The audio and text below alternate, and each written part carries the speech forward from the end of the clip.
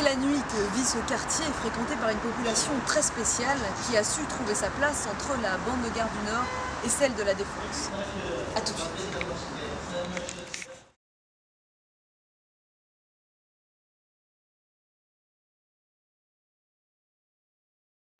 En fait, l'histoire commence en 1783, moment où Lord Francis Blake, de retour d'une expédition en Australie, débarqua 2 spécimens, un mâle et une femelle, sur ce rond-point qu'il décida de baptiser rond-point de Pâques en hommage au lapin de Pâques. Le rond-point fut ensuite rebaptisé rond-point de la Porte-Maillot à cause d'une sombre histoire d'homonymie.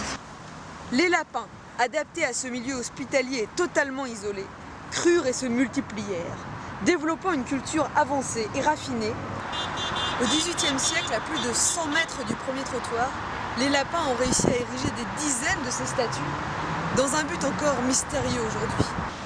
On entend sur leur compte des histoires effrayantes. L'un d'entre eux aurait égorgé d'un seul coup de dent Lord Robin, compagnon de route du roi Arthur, pendant la quête du Graal. Oh putain Rico, ils arrivent! Je me casse!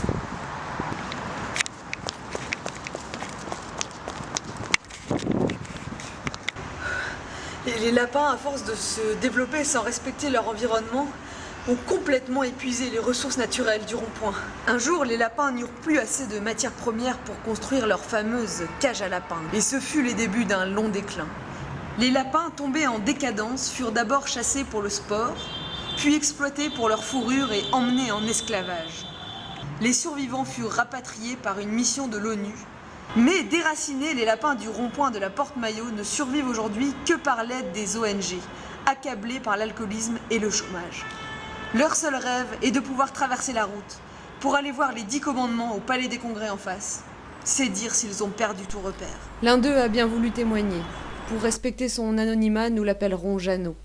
Jeannot, racontez-nous. Pourquoi on n'aurait pas le droit, nous aussi, d'aller voir Roméo et Juliette?